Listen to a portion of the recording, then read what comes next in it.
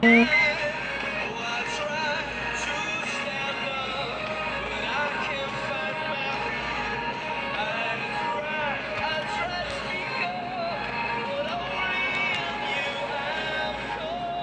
escuro nada, agora clareou.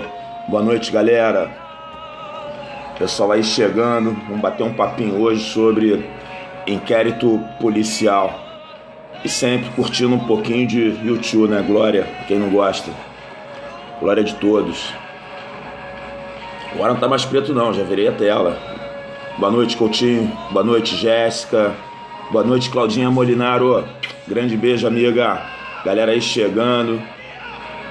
Muita gente falando. Flávia, pessoal de Recife, boa noite. Fabrício, fala, parceiro. Grande abraço. Todo mundo chegando a Alagoas aí, seja bem-vindo todo mundo. Pô, Vilma, boa noite. Um prazer, um orgulho poder estar aqui hoje aí no Periscope do Amo Direito, nessa fabulosa equipe do portal F3, comandada pelo querido professor Pedro Barreto.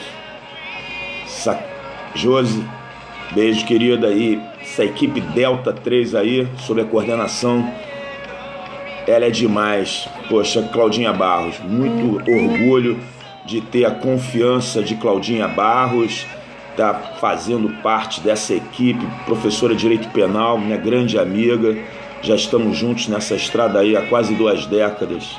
Nosso coordenador do curso também do Portal F3, professor Fabrício Baixo, promotor de justiça, processo civil, sabe muita coisa. E dá um abraço aí, um beijo em toda essa equipe Delta. Angélica Glioche, professora de leis especiais. André Uchoa, medicina legal, sabe tudo de direito administrativo. Professor Cláudio Calo, direito empresarial. Sandrinho, direito civil. Pô, a grande mestra, grande professora de todos os professores, Lúcia Glioche, de direito civil. Brunão, grande amigo Bruno Pinheiro, direito constitucional. Então, muito bom fazer parte dessa equipe. Só se fala em Portal F3. E vamos bater um papinho aí, falar um pouquinho sobre inquérito, principais questões. Vamos pontuar várias situações aí envolvendo arquivamento de inquérito, ato de indiciamento. Nós vamos falar muito se discute hoje aí a condução coercitiva, aluno da FEMPERJ, galera toda aí chegando. Condução coercitiva durante a investigação, se é possível, se não é, se foi recepcionado ou não pela Constituição Federal. Vamos falar de indiciamento também. Vamos pontuar algumas questões de acordo com a jurisprudência mais atualizada, tanto do Superior Tribunal de Justiça, como também do Supremo Tribunal Federal. Então, é uma satisfação, mas Angélica, grande beijo, querida. Essa professora é fantástica, leis especiais, é para seguir essa galera toda aí no Periscope. Eu, Ângela não, vem do pai, o grande Ângelo Glioche. Então, Angélica Glioche, professora de Direito Penal Especial do Delta, fantástica, é para acompanhar a Angélica Glioche, sua irmã, professora das professoras, a Lúcia, Bruno Pinheiro, Cláudio Calo, enfim. Eu não gosto de ficar falando que a gente acaba esquecendo o nome das pessoas. Edésio Ramos, como é que eu vou esquecer do professor Edésio Ramos, Claudinha Barros, enfim. É muito bom fazer parte dessa equipe, parceiro, e o mais maneiro de tudo, que te dá maior gás, quando um grita aqui, vem todo mundo gritando junto, muito unida essa equipe. Tenho certeza que todos os nossos objetivos, eles serão alcançados, tá? Galera já chegando aí, dá uma boa noite geral, pessoal de Sorocaba, São Luís do Maranhão, Imperatriz do Maranhão, poxa, muito bom tê-los aqui, e Bauru, São Paulo, enfim. Agora eu vou ter que tirar o óculos, aí quando eu tirar o óculos, eu já não vou enxergar mais nada, galera, que eu sou ceguinho, não tem jeito. Então, enfim, um grande beijo para todos, Teresina, Fortaleza aí chegando. Vamos começar a pontuar falando de inquérito policial. Isso aí foi uma discussão tremenda semana passada, semana retrasada, quando foi determinada a condução coercitiva de um investigado para prestar depoimento junto à Polícia Federal. Foi o caso do ex-presidente Luiz Inácio Lula da Silva, e teve muita grita por um lado, dizendo que foi um abuso, uma arbitrariedade, outros no sentido de que não, que ele é igual a todo mundo. Mas enfim, onde está a base legal para se admitir a condução coercitiva? Está no artigo 260 do Código de Processo Penal. Eu já vou logo registrando que esse artigo 260 do Código de Processo Penal, que trata da condução coercitiva, é redação original, é do Código Fascista de 1941. E se a gente for analisar a legislação, à época, quando foi editado esse artigo 260, o silêncio do réu era interpretado em seu prejuízo. O réu era obrigado, ele era requisitado a presença da autoridade para ser interrogado.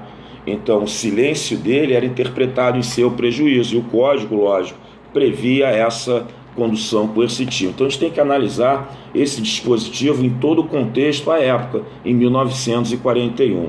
Mas vamos a ele, artigo 260. Se o acusado não atender à intimação, eu disse a intimação para o interrogatório, reconhecimento ou qualquer outro ato que sem ele não possa ser realizado, a autoridade poderá mandar conduzi-lo à sua presença. Reparem que o próprio Código de Processo Penal determina que o investigado seja antes intimado.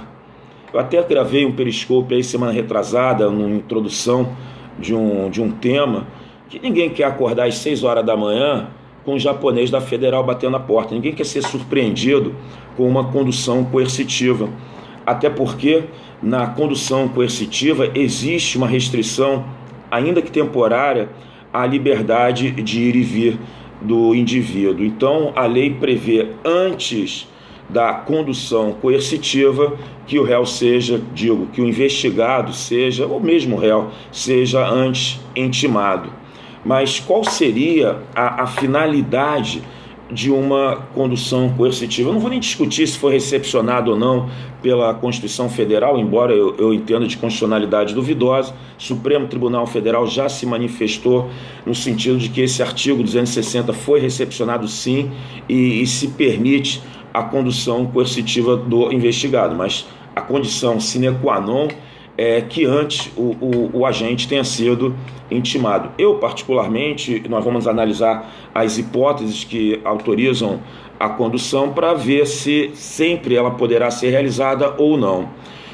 Uma primeira hipótese que se determina a condução coercitiva é quando há necessidade de identificação do agente. Então, se você não tem a completa qualificação da pessoa, você não consegue identificá-lo ainda, você pode qualificá-lo por completo, você pode determinar essa condução coercitiva. Uma segunda hipótese que autoriza a condução coercitiva seria no caso de necessidade do agente ser submetido a algum ato, como, por exemplo, a um reconhecimento. Então, já fazendo um paralelo com o caso do ex-presidente da República, não acredito que a condução dele tenha sido para a qualificação, porque é de conhecimento de todos a completa qualificação de um ex-presidente da República. Também que não acredito que aquela condução tivesse sido para algum reconhecimento. A pessoa pública não haveria. Então, ali no caso, não foi para nenhuma dessas duas hipóteses, mas sim para que ele fosse interrogado. Então, você conduz para uma identificação, nenhuma inconstitucionalidade, não vejo. Conduz para ser reconhecido, também não acho nada demais. Mas o problema é quando se conduz para o interrogatório. Ainda mais quando a própria Constituição Federal assegura ao preso o direito de permanecer calado. Então, é entendimento do STF, isso que nos interessa. A gente não vai ficar aqui com paixão política, defendendo ex-presidente, atacando ex-presidente. O que interessa é nós sabermos o entendimento do STF. O Supremo Tribunal Federal entende que a condução coercitiva, embora seja um dispositivo de 41, é um ato legal. Então, primeiro ponto é esse. Supremo, condução coercitiva é um ato legal. E para que pode ser feita a condução? Para uma qualificação, para que o agente seja qualificado, pode ser feita para que o agente seja submetido a um reconhecimento, ou mesmo pode ser feita para que o agente seja interrogado.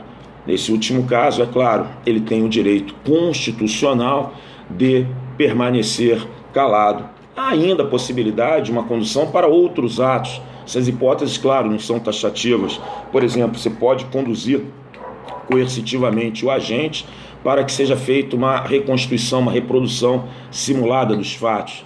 Mesmo assim, ele também tem o direito constitucional de permanecer calado. Ele não é obrigado a contribuir, a participar de uma eventual reprodução simulada dos fatos. Então, causou muita polêmica. Eu acho que a polêmica maior, o pessoal que opera o direito, acho que não gostou muito, foi a falta de intimação. Em relação à condução coercitiva, algumas vozes no sentido de que não teria sido recepcionada pela Constituição, mas o que eu acho que causou maior estranheza foi a falta de intimação, até porque ninguém quer ser surpreendido às 6 horas da manhã com um agente policial batendo a sua porta e privando, ainda que temporariamente, da mais preciosa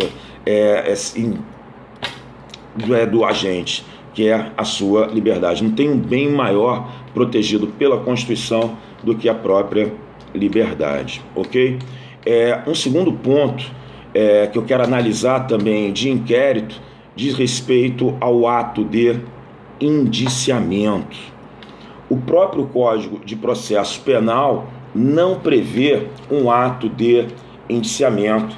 Eu sempre gosto de me socorrer às lições de Aury Lopes Júnior. Aury Lopes Júnior é quem mais analisa essa questão. Ele entende também que não há previsão no CPP e, segundo o mestre Gaúcho, a primeira forma de indiciamento do agente se daria com a prisão. Se ele foi preso em flagrante delito, ele já pode ser considerado um indiciado. Ou, se for o caso, de decretação, seja de uma prisão temporária, seja de uma prisão preventiva. Então, segundo Aury Lopes Júnior, primeira forma de indiciamento do agente se dá com a decretação da prisão temporária ou da prisão preventiva ou com a prisão em flagrante. Se foi decretada a prisão cautelar ou se já foi efetivada uma prisão pré-cautelar, ele já pode ser considerado um indiciado. E a segunda forma de indiciamento, segundo o citado autor, se daria com a oitiva do ofendido, com a lavratura do auto de qualificação, ok?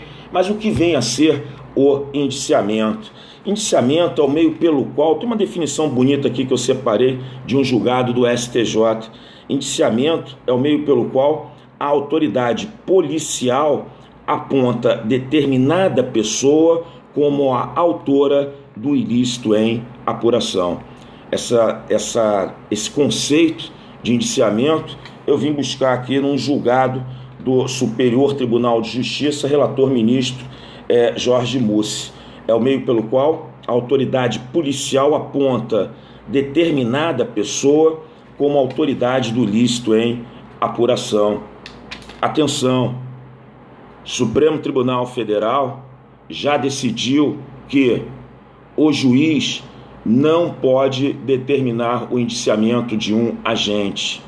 Esse ato de indiciamento não é do juiz. Esse ato de indiciamento é privativo da autoridade policial. É a inteligência do artigo 2º, parágrafo 6º da Lei 12.830. Repetindo, STF já decidiu que a autoridade judiciária não pode proceder a um indiciamento. Indiciamento é ato privativo da autoridade policial. Ex-vi, artigo 2º, parágrafo 6º da Lei 12.830. Sim, eu estou de óculos, eu estou vendo. Sim, é a autoridade policial quem determina o indiciamento do agente. Mas algumas observações devem ser feitas em relação ao ato de indiciamento. Ora, por exemplo, minhas amigas Angélica Glioche, Claudinha Barros, elas são promotoras de justiça. O membro do Ministério Público tem foro por prerrogativa de função. O senhor Eduardo Cunha é deputado federal. Ele tem foro por prerrogativa de função. Membro do Ministério Público, você sabe, será processado perante o TJ. Um governador de um estado tem prerrogativa de função junto ao Superior Tribunal de Justiça. E um deputado federal junto ao Supremo Tribunal Federal. E o que entende o STF em relação ao indiciamento de um agente que tenha foro por prerrogativa de função? STF e é entendimento do pleno. Repetindo, é decisão do pleno, não é precedente de turma. Aspas. A autoridade policial não pode indiciar um agente que tenha foro por prerrogativa de função sem autorização do órgão com atribuição para investigá-lo. Então, no caso, por exemplo, de um deputado federal, o indiciamento só pode se dar após autorização do Supremo Tribunal Federal. Ok? E não para por aí não.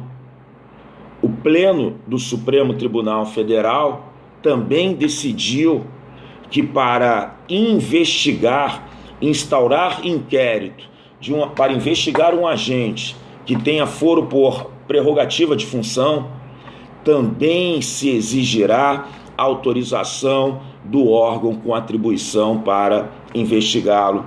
Vamos refrescar a nossa memória. Eu não sei se você se recorda, cerca de 5, 6 meses, era uma expectativa tremenda pela famosa lista do Janot, de quais políticos, quais agentes que tinham prerrogativa de função que seriam investigados. E o que fez o Janot através daquela famosa lista? Ele foi pedir autorização ao Supremo Tribunal Federal para iniciar uma investigação sobre deputados federais, ok? Então, indiciamento é ato da autoridade policial, artigo 2º, parágrafo 6º da Lei 12.830, STF já decidiu que juiz não pode proceder a indiciamento, e o STF também decidiu que para investigar ou indiciar um agente que tenha foro por prerrogativa de função, se exige autorização do órgão para investigá-lo. Então, para eu investigar um deputado federal, eu tenho que pedir autorização ao Supremo. Se eu tiver que indiciar um deputado federal, eu tenho que pedir autorização ao Supremo Tribunal Federal. Ok? Vamos em frente. O que tem de importante? Isso aí você sabe, bem en passant. Delácio anônima, denúncia anônima, denúncia apócrifa.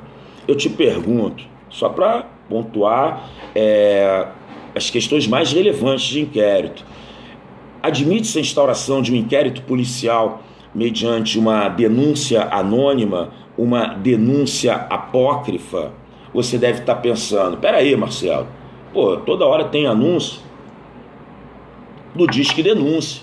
E Disque Denúncia não deixa de ser uma denúncia anônima. Você está achando o quê? Você vai fazer um Disque Denúncia aí contra seu vizinho que é chato pra dedéu e a autoridade policial vai instaurar inquérito? Evidente que não, porque a autoridade policial conhece o entendimento do Supremo Tribunal Federal e é pacífico. Denúncia anônima, sim, ou ele designa um outro promotor para oferecer a denúncia. Já a prova nova. Não podia esquecer essa, ok? De novo, a manifestação do Procurador-Geral de Justiça pela última Machado tem o maior orgulho de proceder a uma investigação preliminar e, com base em elementos obtidos nessa investigação preliminar, aí sim instaurar inquérito policial. Eu fui claro? STF não admite instauração de inquérito mediante uma denúncia anônima, uma denúncia apócrifa, e a orientação da Suprema Corte é que a autoridade policial, havendo uma denúncia anônima, deve proceder a uma investigação preliminar e, se conseguir obter algum elemento nessa investigação, aí sim, com base em elementos obtidos na investigação preliminar, aí determina a instauração de inquérito policial, ok? Anota aí meu Periscope, Marcelo_Machado. Você pode me seguir no meu Periscope pessoal. Vou repetir, Marcelo_Machado, ok? E para mim, sem sombra de dúvida, quando você fala inquérito policial, concurso público, inquérito policial, sei lá, prova da OAB, eu sei que tem uma galera da OAB prestigiando esse nosso bate-papo, o mais importante para mim é arquivamento de inquérito. Não tem a menor dúvida, mais pedido em inquérito em concurso é o arquivamento. Aí a gente já vai perder um tempinho um pouquinho maior falando de inquérito, de arquivamento de inquérito policial. A primeira pergunta é saber quem é que determina o arquivamento do inquérito. Claro, o delegado não pode proceder ao arquivamento. Quem arquiva inquérito, sim, é o juiz. Mas, Marcelo, o que o juiz está fazendo no arquivamento do inquérito? O que ele tem a ver com isso? O juiz, no arquivamento, exerce uma atividade anômala, uma atividade sui generis. Ele está ali, para fiscalizar o princípio da obrigatoriedade da ação. É como se ele dissesse para o promotor: promotor, foca aqui, minha função aqui só está pedindo arquivamento. A minha função aqui é fiscalizar o princípio da obrigatoriedade. E o senhor sabe muito bem que o senhor é obrigado a denunciar, hein? Estou de olho em você. Você está me pedindo arquivamento? Deixa eu ver aqui se é caso de arquivamento. Concordo com esse arquivamento. Pode acontecer. Doutor promotor, tá de saca comigo. Cheio de elemento, cheio de prova para o senhor denunciar, e o senhor me pede o arquivamento. Sabe o que eu vou fazer? Eu vou falar com o seu chefe. Uma das poucas coisas que a gente aprende na faculdade é o famoso badalado artigo 28 do Código de Processo Penal. Vamos a ele. Se o órgão do Ministério Público, ao invés de apresentar a denúncia, requerer o arquivamento do inquérito policial ou de quaisquer peças de informação, o juiz, no caso de considerar improcedentes as razões invocadas, fará remessa do inquérito ou peças de informação ao procurador-geral, e este oferecerá a denúncia, designará outro órgão do Ministério Público para oferecê-la ou insistirá no pedido de arquivamento, ao qual só então estará o juiz obrigado a atender. Então, se o MP pede arquivamento e o juiz concorda, o inquérito será arquivado. Se o juiz não concorda com o pedido de arquivamento, ele remete as peças existentes ao Procurador-Geral de Justiça. E a palavra final vai ser dada pelo chefe do parquê. Se o Procurador-Geral de Justiça entender que é caso de arquivamento, o inquérito será arquivado. Ele, PGJ, promove o arquivamento do inquérito. Mas, Marcelo, e se o Procurador-Geral de Justiça entender que não é caso de arquivamento? Aí ele tem duas opções. Ele mesmo oferece a denúncia ou designa um outro promotor para oferecê-la. Mas esse outro promotor estará obrigado a oferecer denúncia? O tema é controvertido.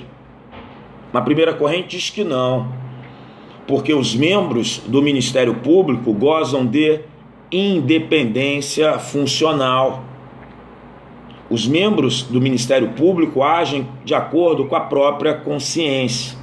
Então, para essa corrente, o promotor designado deve analisar, segundo ele, se a hipótese autoriza ou não o oferecimento da denúncia.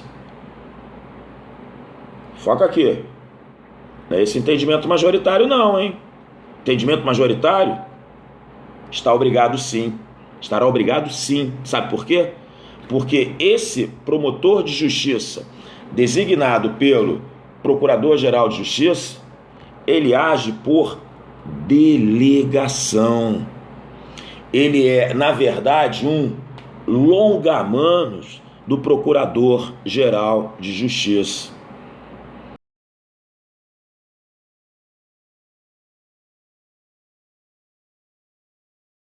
De que este promotor designado pelo PGJ estará sim obrigado a oferecer denúncia, porque ele age por delegação.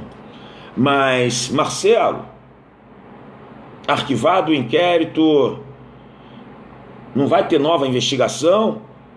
Esse ato jurisdicional que determina o arquivamento do inquérito faz coisa julgada material ou coisa julgada formal? Via de regra, faz coisa julgada formal. Por quê? Se houver uma prova nova, o inquérito será desarquivado. Atenção, eu não me policiei. Eu falei como todo mundo fala em sala de aula, os autores escrevem nos livros, mas depois eu vou mencionar uma decisão do STF, fazendo diferença entre prova nova e notícia de prova nova. Então, vamos pela força do hábito e depois eu vou me corrigir daqui a pouquinho. Então, o ato jurisdicional que determina o arquivamento do inquérito faz coisa julgada formal, porque se houver uma prova nova, depois eu me corrijo, o inquérito será desarquivado. Mas, Marcelo, é qualquer prova nova que autoriza o desarquivamento? Não necessariamente. Por exemplo, aparece a testemunha Joaquim. Boa tarde, senhor Joaquim. O senhor já prestou depoimento nesse inquérito? Não? Opa, estamos diante de uma prova nova. Pois bem, senhor Joaquim, o que o senhor tem a dizer? Que o autor do crime usava uma calça jeans. É só isso, senhor Joaquim? Tá ok, muito obrigado, senhor Joaquim. Essa prova nova autoriza o desarquivamento? Evidente que não. Ela é nova apenas em sua forma. A prova formalmente nova não autoriza o desarquivamento. Pois não, senhor Manuel, o senhor já prestou depoimento nesse inquérito? Não. Mais uma prova nova. Pois não, senhor Manuel, o que o senhor tem a dizer? Que o autor do crime foi o João Cláudio da Silva não sei o quê? Opa! Essa prova nova autoriza o arquivamento? Sim, porque é a prova substancialmente nova. A prova substancialmente nova é aquela que modifica todo o acervo probatório existente até então. Não basta ser Maria, beijo, não basta ser nova em sua forma, deve ser nova em sua essência, deve modificar todo o acervo probatório. Vejam o que diz a súmula 520, saudade Maria, súmula 524 do STF. Eu fico mandando beijinho pra você, Maria, fica uma galera depois, você manda beijinho pra um, manda beijinho pra outro, manda beijinho pra mim. Então todas as amigas, todas as colegas, todas as alunas sintam-se beijadas. Súmula aqui, minha mulher